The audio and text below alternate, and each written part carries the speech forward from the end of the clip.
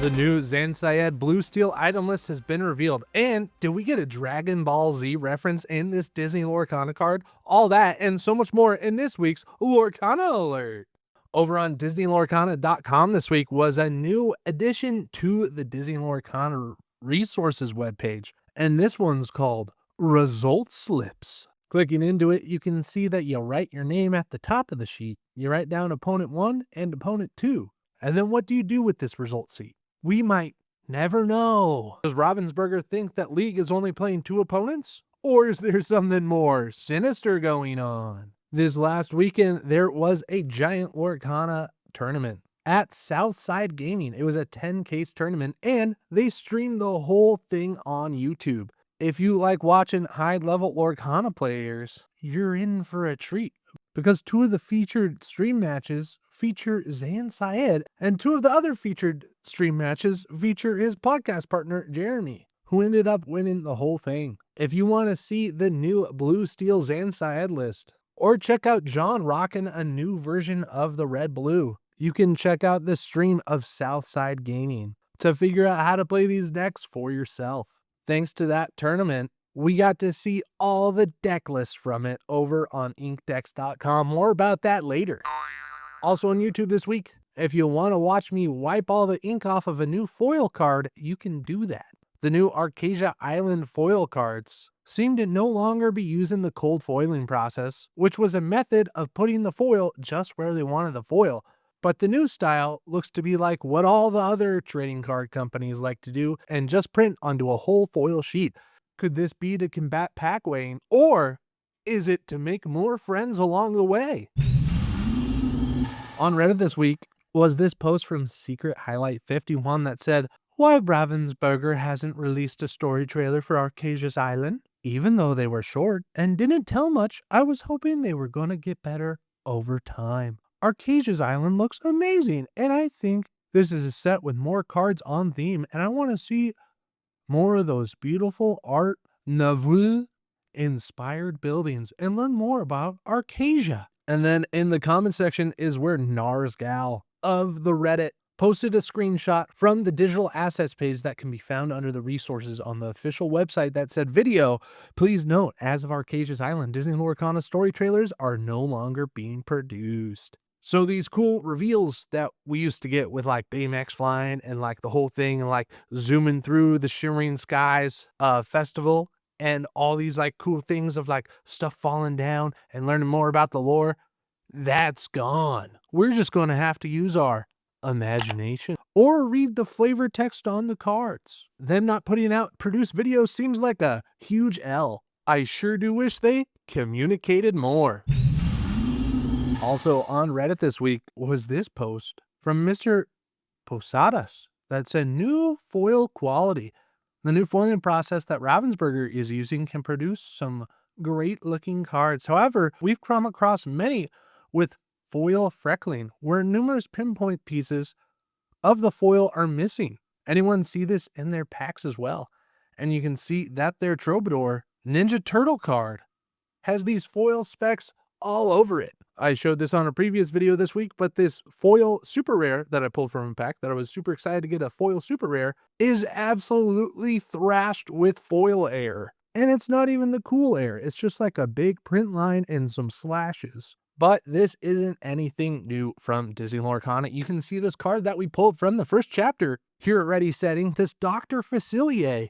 Even when they were using the cold foiling process, this one looks like it's a whole year later and multiple different foil treatments, but the same bad quality control problems. Also on Reddit was this post from Saulbop that says, "How do you decorate your collection?" This person says that they cut up some booster packs and make some custom cards in the back, and they want to know what we do. Overall, this looks pretty cool. I think it's a really good idea to save the pack arts like that. What do you do with your empty booster packs? Do you throw them away? Or are you a Lorcana maxer? Some people just like the puzzles, but other people are kind of crafty. On Facebook this week, Bro got the Ultra Premium Binder Collection. How did Bro get this? I thought they announced that they weren't making these. But here's this post from Matthew saying Lorcana Haul, time to rip, and he's got 2 of the Ultra Premium binders, and he's got 2 of the Ultra Premium deck boxes. Them some nice deck boxes. Did you see these out in the wild? Let me know in the comment section down below. Alec on Facebook said that he got his graded Tinkerbell back from GameStop yesterday, and that he's probably just going to cash it in at GameStop. He says that the GameStop process was honestly pretty decent. Submitted it in January, and getting it back yesterday seems like a decent turnaround. That's about 2 full months if he submitted in early January. And I agree. And what a great card to get back. He got a PSA 10 on this Tinkerbell. That's one pretty penny. I think I'm going to try out some GameStop grading soon myself. The last post on Facebook that we want to talk about was this Chernabog posted from Amanda that said, since the moment Anthony and I saw this card, we knew what had to be done.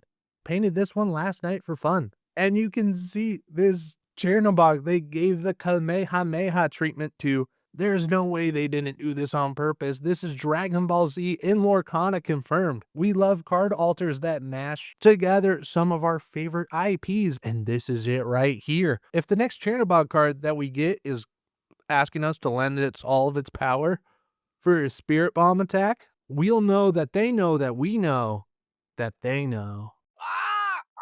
On Twitter this week was another big brain idea that said, for pack rush rules, if you play Donald Duck, Flustered Sorcerer, does my opponent have to play to 25 even though in pack rush you only play to 15? And I think it's a big yes. The rule is on the card. You better not hope that your opponent has a Donald Duck Flustered Sorcerer in their pack, or you're going to be in for a bad pack rush. This also applies to the Lumineers quest game. If you want to play on the real hard mode, you can play this against Ursula, and then Ursula only has to go to 25 lore. But this does raise the question, what if in Pack Rush you open 3 of the glass slippers? Your Pack Rush deck would be illegal, and we couldn't be having that now, could we? Also on Twitter is where we got the official announcement that the Japanese Disney Lorcana Rise of the Floodborn cards are going to be releasing on March 22nd.